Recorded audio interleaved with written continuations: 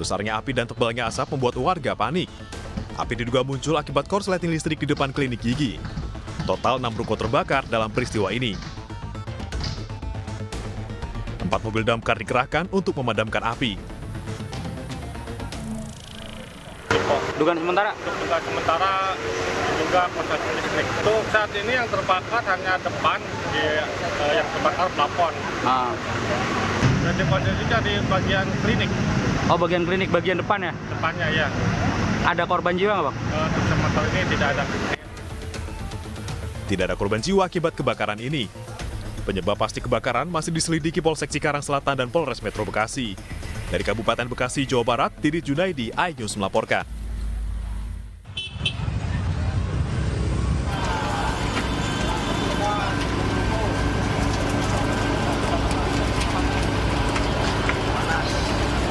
Api tampak berkobar di kawasan ruko Grandfield Duri Kepak, Kebonjeruk, Jakarta Barat pada Minggu siang. Ruko lantai 4 yang terbakar menjadi tempat istirahat karyawan sekaligus gudang perlengkapan restoran. Kobaran api yang diduga akibat korsleting listrik ini membesar dan menjalar ke bagian atas ruko yang berada di sebelahnya. 13 unit mobil dan 55 petugas pemadam kebakaran Jakarta Barat diterjunkan untuk memadamkan api. Dari lantai 3 itu terlihat asap. Nah ini kan bentuknya ruko nih, ruko ternyata di atas itu bukan top floor, bukan dak, tapi dia ada 3,5 di sono itu. Jadi ada dimungkinkan perempatan ke ruko sebelah. Ternyata dari lantai 3,5 itu merembet berdampak ke ruko sebelahnya. Sumber air yang dekat membuat kobaran api berhasil dengan cepat dipadamkan. Tidak ada korban jiwa, namun kerugian ditaksir mencapai ratusan juta rupiah. Dari Jakarta, Miftol Gani, iNews melaporkan.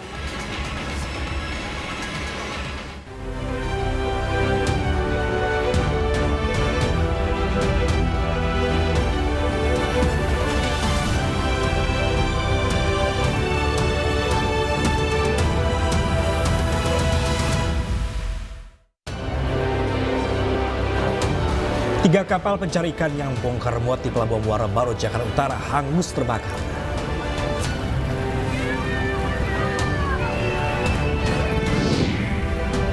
Viral, seorang pria di Cianjur, Jawa Barat tertipu usai menikahi wanita pujaan hatinya yang ternyata seorang pria.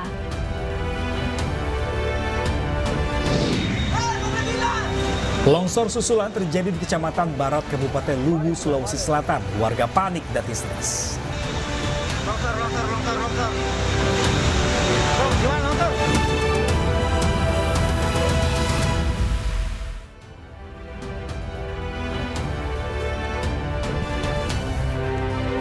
Ya, halo pemirsa, selamat siang. Apa kabar Anda hari ini? Senang sekali saya Bram Senjaya dan rekan saya. Dan saya Syafaati Suryo kembali hadir menemani Anda dalam iNews Siang. Selain 3 berita utama tadi, iNews Siang juga akan menyuguhkan beragam informasi penting lainnya. Dan pemirsa, siang kali ini kami awali dari Jakarta. 3 kapal pencari ikan yang sedang melakukan bongkar muat di Pelabuhan Muara Baru, Penjaringan, Jakarta Utara hangus terbakar.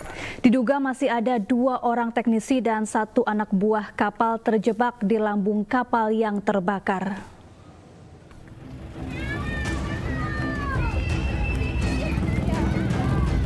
Api melalap sebuah kapal pencari ikan yang sedang bongkar muat di Pelabuhan Muara Baru, Penjaringan, Jakarta Utara Minggu sore.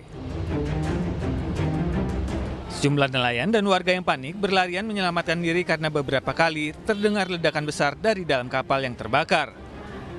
Menurut salah seorang anak buah kapal, kebakaran berawal dari aktivitas perbaikan mesin. Namun tiba-tiba terjadi ledakan dari mesin yang sedang diperbaiki dan membakar kapal. Besarnya api membuat 2 kapal penangkap ikan yang sedang bersandar ikut terbakar. Awalnya sih meledak doang. Meledak. Lagi ngapain itu kapalnya? Lagi bongkar. Bongkar muat. Oh gitu. Ini kapal siapa sih Bang? Cakalang. Cakalang. Cakalang. Oh ikan. Ikan. Lagi bongkar muat terus tiba-tiba meledak. Meledak. Langsung nyamper ke 2 Kapal. kapal. Ada berapa yang kebakar berarti ini? 3 kapal yang kebakar. Lebih dari 5 jam, suku dinas pemadam kebakaran Jakarta Utara berjibaku memadamkan kebakaran yang melanda 3 kapal penangkap ikan di Pelabuhan Muara Baru, Jakarta Utara. 2 2 orang teknisi kapal dan 1 orang anak buah kapal yang sedang berada di ruangan mesin diduga terjebak dan menjadi korban kebakaran. Dan diindikasikan atau diperkirakan tadi menurut ABK kapal itu terdapat 3 korban. Yang 1 adalah sebagai ABK, yang 2 adalah sebagai teknisi mesin. Nah, kemungkinan untuk pencarian kita tidak bisa dilaksanakan pada malam hari ini karena lambung kapal sudah terpenuhi dengan air. Pencarian 3 korban rencananya akan dilakukan pada Senin siang. Dari Jakarta, Sofyan Firdaus, iNews melaporkan. Ya, pasca kapal pengawas Hiu 01 milik KKP menangkap kapal ikan asing berbendera Malaysia di Selat Malaka, petugas mengungkap para pelaku tergiur upah senilai 6 juta rupiah.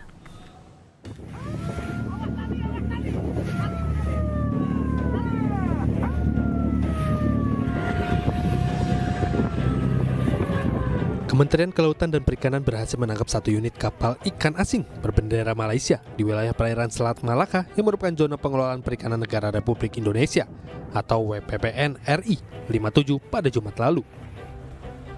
Saat dilakukan penangkapan, nakoda dan anak buah kapal ikan asing sempat melakukan perlawanan dengan berusaha kabur. Setelah ditangkap, hasil pemeriksaan sementara petugas ungkap seluruh anak buah kapal serta nakoda merupakan WNI, warga Kisaran dan Medan Belawan, Sumatera Utara. Nakoda dan ABK yang berjumlah 5 orang tersebut bekerja dengan Tekong, Malaysia, karena tergiur upah yang lebih tinggi, yakni nakoda mendapatkan 6 juta rupiah sekali berlayar, sementara ABK mendapat 2 juta rupiah. Para pelaku ini rata-rata masuk ke Malaysia juga tanpa dokumen ya. Mereka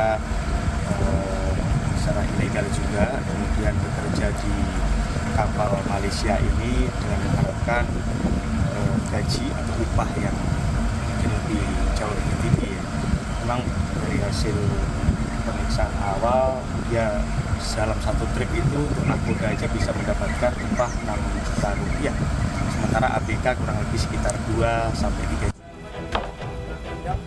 Kini seluruh barang bukti beserta 5 pelaku nakoda dan awak kapal diboyong ke dermaga Stasiun Pengawasan Sumber Daya Kelautan dan Perikanan Belawan untuk dilakukan proses hukum.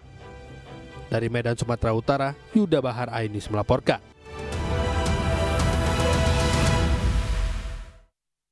Ya, pemirsa, viral seorang pria muda di Cianjur, Jawa Barat ini tertipu usai menikahi wanita pujaan hatinya yang ternyata adalah seorang pria. Kejadian tersebut terbongkar setelah pihak keluarga curiga dengan gelagatnya. Inilah foto pernikahan seorang pria AK, 26 tahun dengan seorang wanita muda, ESH alias Adinda Kenza, 26 tahun di Desa Wangunjaya, Cianjur Selatan, Jawa Barat yang viral di media sosial. Kebahagiaan berubah menjadi sebuah penyesalan lantaran wanita yang dinikahi AK ternyata pria tulen. Terbongkarnya kejadian tersebut berasal dari kecurigaan keluarga mempelai pria dan dari kesaksian orang yang mengenal ESH. Saksi mengatakan bahwa Adinda Kenza adalah nama samaran dan merupakan seorang pria tulen berinisial ESH yang terbukti kebenarannya. Diketahui korban mengenal ESH melalui media sosial selama 1 tahun lebih. Sebelum menikah, AK dan ESH menjalani hubungan beberapa bulan dan pelaku selalu mengenakan cadar dan pakaian syar'i setiap bertemu. Dia bilang, saya sudah gak punya orang tua, sudah mati. Bilangnya, saya gak curiga karena dia pakai muslim, pakai gamis, disadar. Tujuannya ini penipuan atau pemerasan terhadap keluarga korban. Merasa ditipu, pihak keluarga sempat melaporkan kejadian tersebut. Bahkan ESH juga sempat diamankan di Mapolsek Naringgul. Namun karena ibah akan kondisi keluarga ESH, akhirnya keluarga korban tidak melanjutkan perkara tersebut. Dari Cianjur, Jawa Barat, Muhammad Andi Isyan, iNews melaporkan. Ya, untuk mengetahui lebih lanjut terkait pemuda Cianjur yang tertipu oleh istrinya, sudah bergabung bersama kami Kepala Desa Wangunjaya, ada Bapak Jailani. Selamat siang, Pak Jailani. Selamat siang, Pusapa dan Pak Tas. Ya. Baik, Pak Jelani, apakah sebelumnya Anda mengetahui terkait pengurusan pernikahan maupun jalannya pernikahan antara pasangan ini, dan apakah sudah mencium adanya kecurigaan sejak awal pernikahan? Saya akan luruskan di sini, mungkin masalah pernikahan itu saya mendapatkan laporan bahwa akan ada pernikahan. Kemudian saya telusuri bahwa hal tersebut ternyata setelah diselidiki ternyata orang tersebut palsu gitu. Palsunya seperti apa Pak Jelani? Apakah ketika pernikahan itu berlangsung tidak ada pihak keluarga dari pihak mempelai wanita? Setelah pernikahan, jadi tahunya setelah pernikahan. Sebelumnya itu karena dia suka pakai cadar gitu, pakai muslim. Baik, jadi saat pernikahan dilangsungkan, si pelaku ini tidak membawa anggota keluarga, begitu Pak? Betul. Jadi dari pengakuan si pelaku ini tidak punya bapak, tidak punya ibu, punya saudara juga katanya. Jadi ada perpecahan di keluarga juga. Oke, Pak Jelani sendiri mengetahui informasi ini pernikahan sudah berlangsung berapa lama Pak Jelani hingga akhirnya si pria ini menyadari dan pihak keluarga pria ini menyadari bahwa istrinya adalah laki-laki?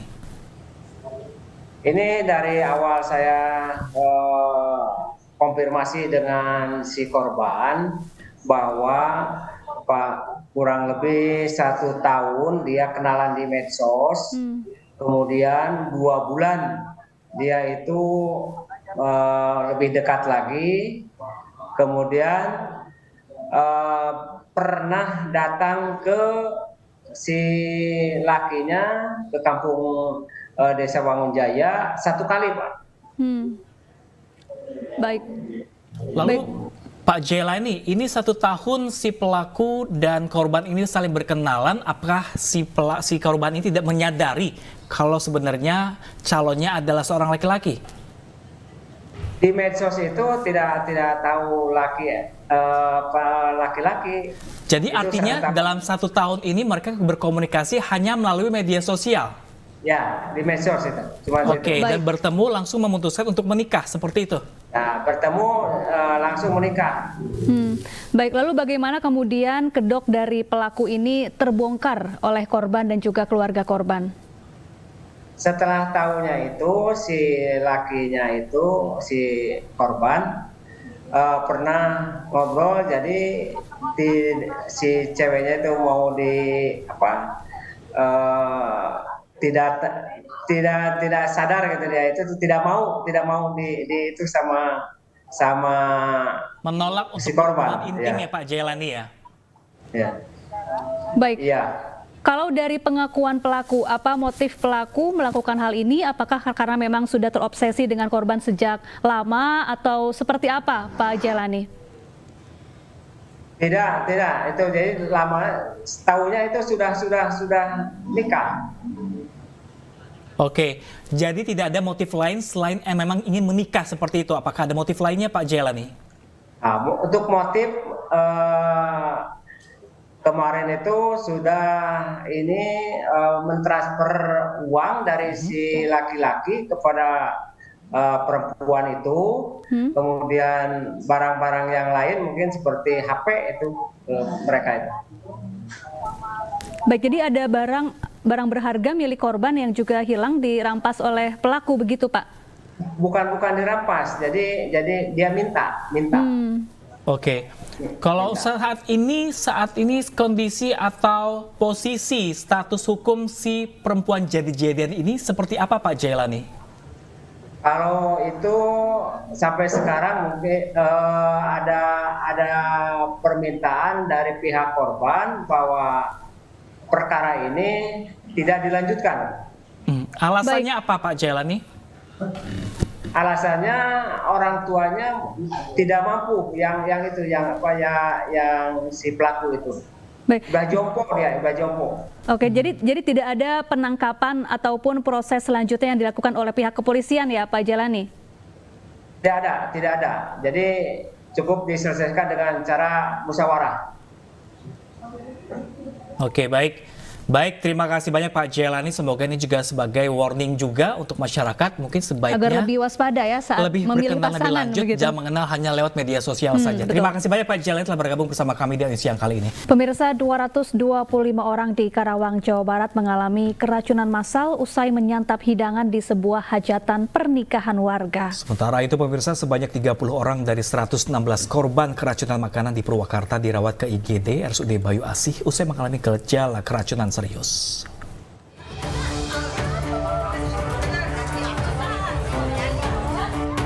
Keracunan massal terjadi di Dusun Jati Tengah, Dusun Kudung Asem, Dusun Ciwaru 1 dan Ciwaru 2. Dusun tersebut berada di Desa Sri Kamuliaan, Kecamatan Tirtajaya, Karawang, Jawa Barat. Total korban sebanyak 225 warga, 189 diantaranya orang dewasa dan 29 lansia dan 6 orang anak dan 1 ibu hamil. Seluruh korban mengalami keluhan mual, sakit kepala dan diare. Ratusan orang ini diduga mengalami keracunan usai menyantap hidangan prasmanan di salah satu hajatan perkawinan di desa tersebut. Sekarang ada 145 orang. Rata-rata lansia atau apa Bu? Dewasa. Dewasa. Tapi anak-anak juga ada, Bu? Ada anak-anak. Bu, keluhannya apa aja sih, Bu? Rata-ratanya kebanyakan mual, mencret, sama muntah. Seluruh korban mendapatkan perawatan di Puskesmas Tirtajaya, Karawang. Kasus keracunan massal ini sudah ditangani dan dalam penyelidikan Polsek Tirtajaya, Karawang.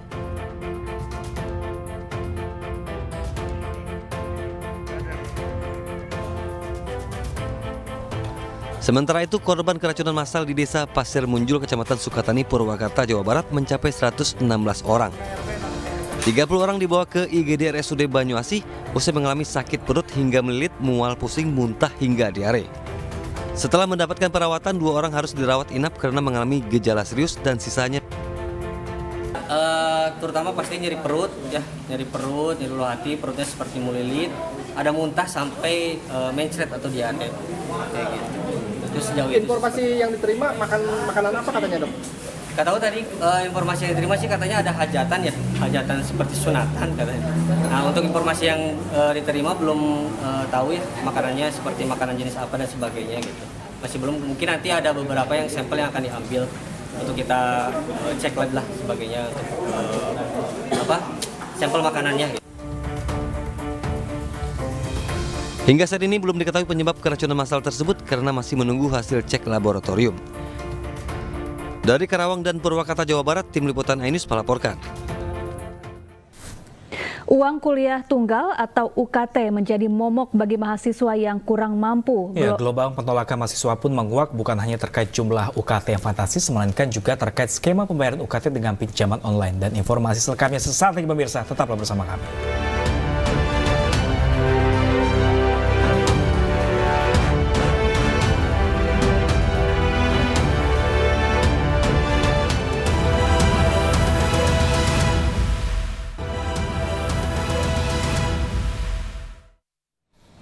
Ya pemirsa, uang kuliah tunggal atau UKT menjadi momok bagi mahasiswa yang kurang mampu. Gelombang penolakan mahasiswa pun menguap bukan hanya terkait jumlah UKT yang fantastis, melainkan juga terkait skema pembayaran UKT dengan pinjaman online.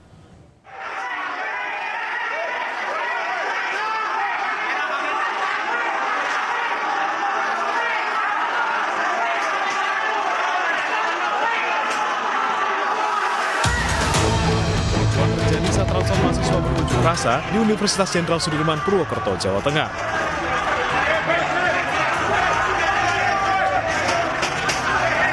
Mahasiswa adu mulut dan saling dorong dengan petugas keamanan kampus saat memaksa masuk ke gedung rektorat. Akibatnya, sejumlah kaca di gedung rektorat pecah.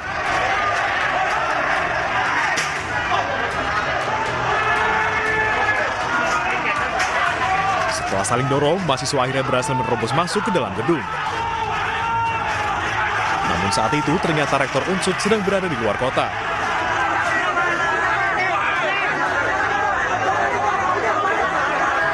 Para mahasiswa ini memprotes kenaikan uang kuliah tunggal atau UKT yang terlalu tinggi. UKT tahun 2024 bahkan disebut naik 5 kali lipat dibandingkan tahun sebelumnya. Rektor, gak Nggak nemuin kita. Rektor nggak tahu di mana. Rektor keluar. Dan tuntutannya apa itu? Kita jelas turunkan rektor. Itu ketika kita turunkan rektor. Itu aja. Untuk pada saat ini kita menduduki rektorat. Kita bisa menduduki. Kita masuk dalam rektorat. Semua masuk dalam rektorat. Peraturan Rektor nomor 6 itu minta dicabut. Kita sudah melakukan itu dan melakukan rapat di hari Sabtu dengan pimpinan, dengan dekan, dengan ketua lembaga dan unit-unit terkait untuk membahas tentang UKT ini. Ya, kampus beralasan kenaikan UKT didasarkan pada berbagai pertimbangan. Salah satunya, biaya UKT yang belum pernah mengalami penyesuaian sejak tahun 2012.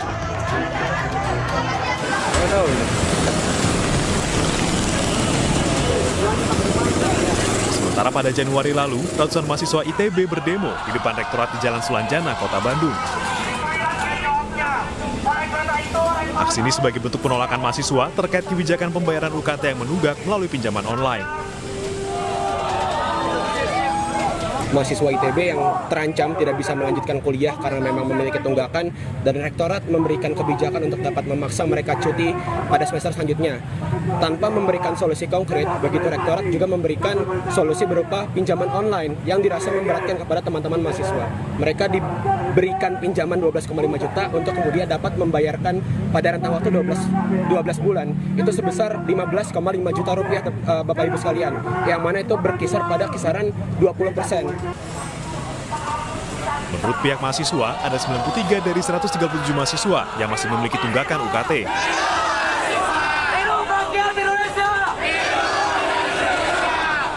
Mereka berharap pihak kampus bisa memberikan skema lain untuk pembayaran UKT selain skema pinjaman online. Dari Purwokerto, Jawa Tengah dan Bandung, Jawa Barat, Saladin Ayubi, Erva David, iNews melaporkan. Pemirsa, juru parkir liar yang merajalela di sejumlah minimarket mulai ditindak oleh polisi. Ya, selama ini kehadiran juru parkir liar kerap resahkan lantaran sering meminta uang paksa kepada pelanggan yang berbelanja. Ya, pemirsa, di wilayah Rungkut, Surabaya, Jawa Timur, polisi turun langsung menindak juru parkir liar di beberapa minimarket. Keberadaan tukang parkir liar ini menimbulkan polemik lantaran minimarket ini telah membayar retribusi parkir ke Pemda Surabaya. Pemilik minimarket dan pelanggan seharusnya tidak lagi dibebankan biaya parkir lagi.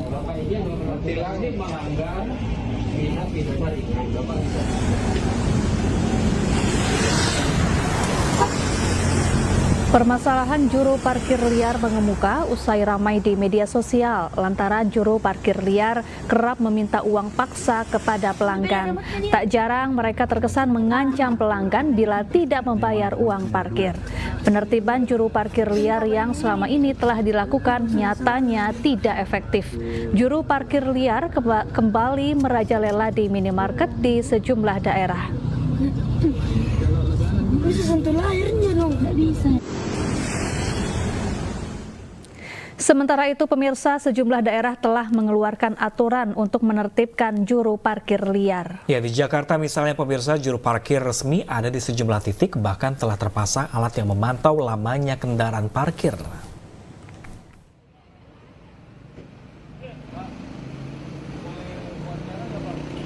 Tahukah Anda, sebenarnya pihak minimarket telah membayar retribusi terhadap pemerintah daerah setempat. Jadi, seharusnya pengunjung atau pemilik kendaraan tidak harus membayar parkir. Namun tetap saja marak tukang parkir liar, terutama di minimarket yang kerap meminta tarif parkir kepada pengunjung. Tarif yang dipatok pun beragam karena tidak ada aturan resmi dari pemerintah. Salah satu juru parkir resmi mengaku jukir liar seharusnya ditertibkan pemerintah daerah seperti yang sudah dilakukan di Sabang, Jakarta Pusat. Kendaraan yang parkir harus membayar setiap jamnya sebesar Rp5.000 karena tempat ini telah ditertibkan oleh pemerintah setempat, khususnya Dinas Perhubungan DKI Jakarta. Ya, kalau menurut saya sih lebih baiknya dia diangkat seperti kita gitu. Jadi dapat gaji, ada BPJS juga gitu. Sebenarnya sih orang-orang begitu nggak mau juga Bang ya parkir liar ya. Cuman kalau dinaungin sama UP parkir di sub nih, ya mungkin dia juga senang kali, mau gitu.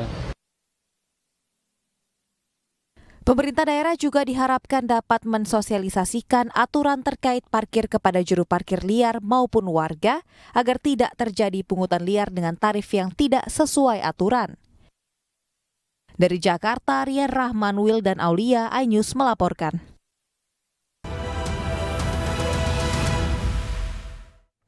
Pemirsa, bencana longsor susulan di Kecamatan Barat, Kabupaten Luwu, Sulawesi Selatan membuat sejumlah warga panik hingga histeris.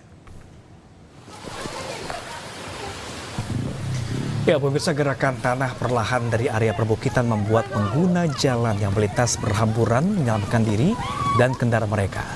Bahkan satu unit rumah nyaris tertimbun.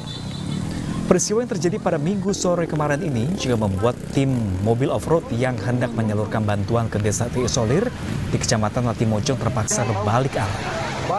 Diketahui intensitas curah hujan wilayah Latimojong masih tinggi dan masifnya pergerakan tanah membuat warga was-was.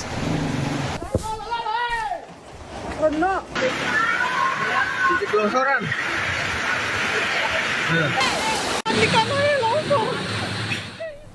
Satu keluarga asal desa Tibusaan, Kabupaten Luwu, Sulawesi Selatan yang terisolir sejak hari Jumat berjalan kaki puluhan kilometer mengevakuasi keluarganya yang sakit. Evakuasi menggunakan tandu seadanya karena keterbatasan peralatan.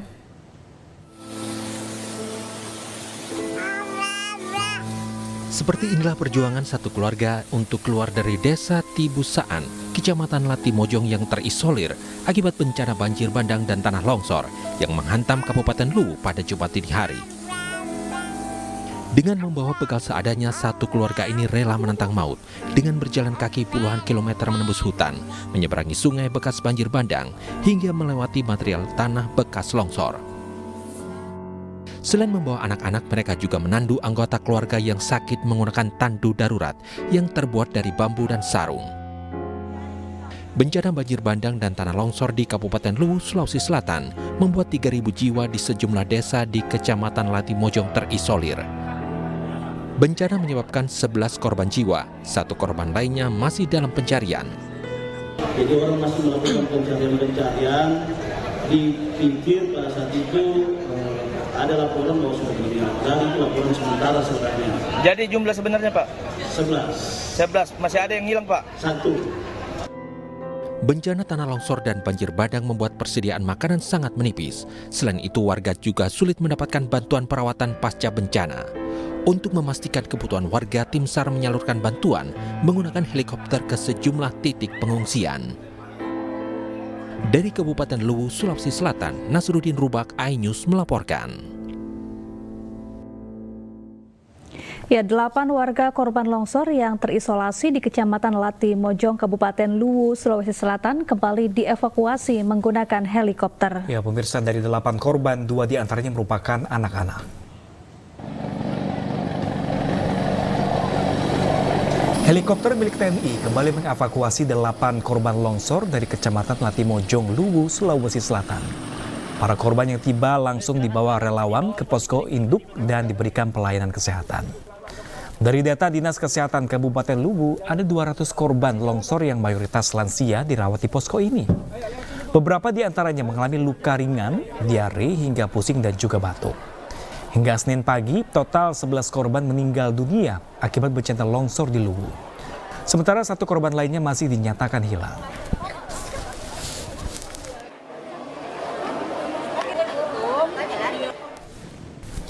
Dan pemirsa, untuk mengetahui kondisi terkini dari korban longsor Luwu, kita bergabung dengan rekan kami Nasruddin Rubak yang saat ini berada di posko pengungsian.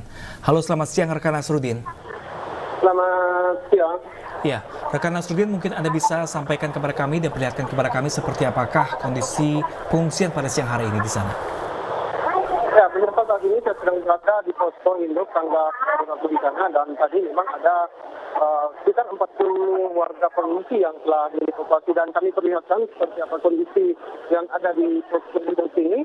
nampak sejumlah tim medis dari pemerintah Kabupaten Lu dan juga pemerintah Provinsi Sulawesi Selatan ini telah menunggu proses evakuasi yang berasal dari Kecamatan Latimojong, di mana Kecamatan Latimojong ini merupakan salah satu daerah yang kini terisolir. Dan juga pemirsa ICTUS, di sini ada dari TNI, dari Pangdam, kemudian dari Polda Sulawesi Selatan, Polda Sulawesi Selatan juga telah mengunjungi posko ini.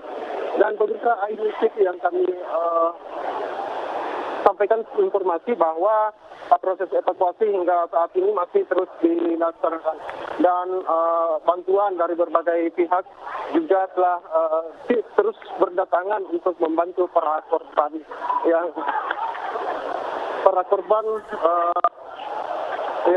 kini telah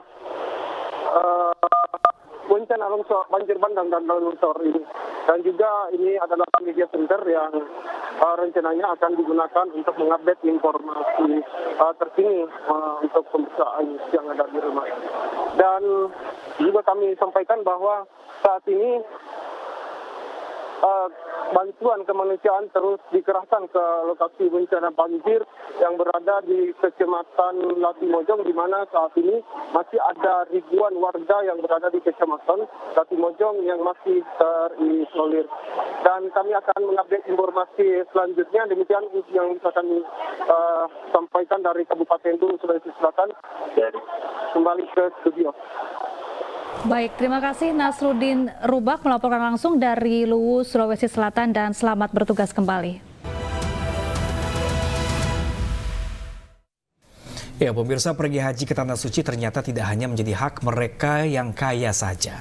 Ya, setelah menabung selama belasan tahun, seorang juru parkir di Kabupaten Jombang, Jawa Timur bisa berangkat haji.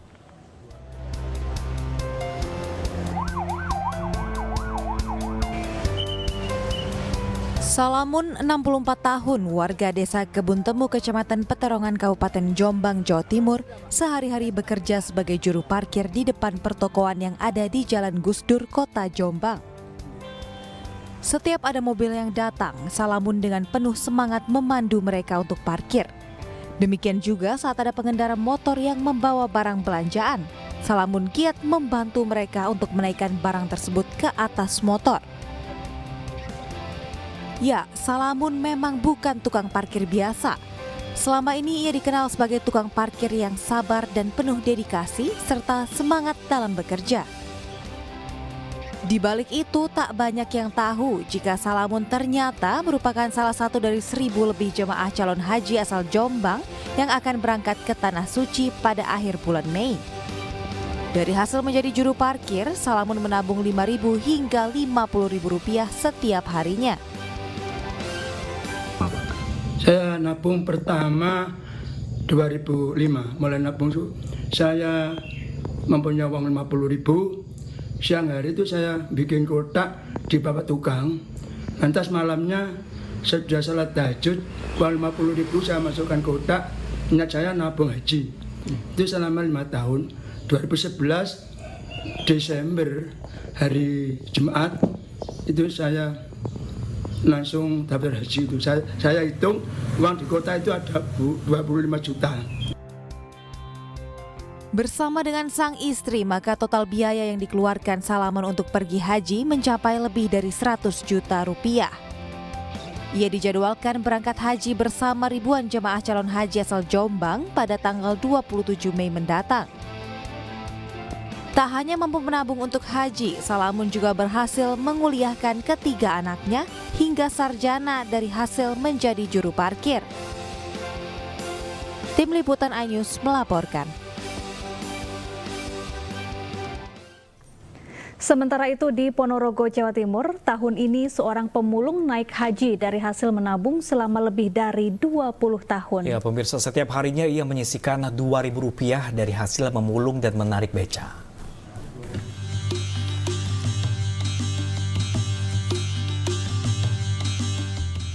Mbah Supartono alias Mbah Tono, 61 tahun dengan becaknya berangkat memungut sampah plastik atau kertas yang bisa didaur ulang untuk dijual. Menjadi penarik becak sekaligus pemulung adalah pekerjaannya sejak muda. Namun siapa sangka pria 2 anak ini bakal menunaikan ibadah haji tahun ini. Dengan kesabaran dan kegigihannya, ia menyisihkan uang hasil memulung dan mengayuh becak 2.000 per hari sejak tahun 98. Hingga tahun 2011 uang tabungannya digunakan untuk daftar haji. Dan tahun ini ia berangkat ke Tanah Suci. Mulung, tukang sapu, tukang becak, sami mawon niku nggih. Terus mimpi ingin naik haji mulai tahun kapan? Mimpi ingin mboten ingin, tapi ya karena keadaan mboten memungkinkan, mimpi kula digandeng ngubengi Ka'bah kalih mungel labai kala sari kala baik innal kana wa nikmata wal mulla sakira kala niku tahun 98. Terus setelah itu langsung nabung? Setelah niku terus nabung sedikit demi sedikit ngoten niku terus tiap hari. Kisah Supartono membuktikan bahwa biaya bukanlah halangan menunaikan rukun Islam kelima, yaitu berangkat haji. Dari Ponorogo, Jawa Timur, Ahmad Subeki, iNews melaporkan. Kita beralih ke informasi lain, pemirsa. Seekor orang utan terpantau mengobati dirinya sendiri menggunakan salep yang terbuat dari tanaman untuk sembuhkan luka di wajahnya. Ya, kejadian ini adalah yang pertama kali makhluk di alam liar tercatat mengobati luka menggunakan tanaman obat.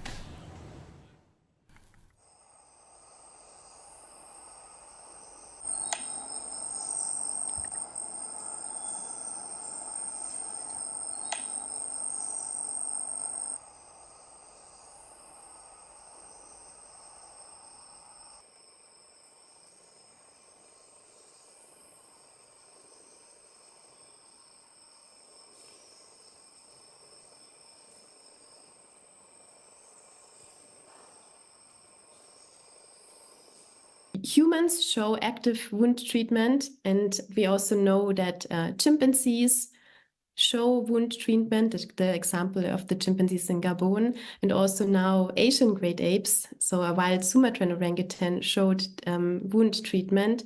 Therefore, it's possible that there exists like a common underlying mechanism for the recognition and also application of substances.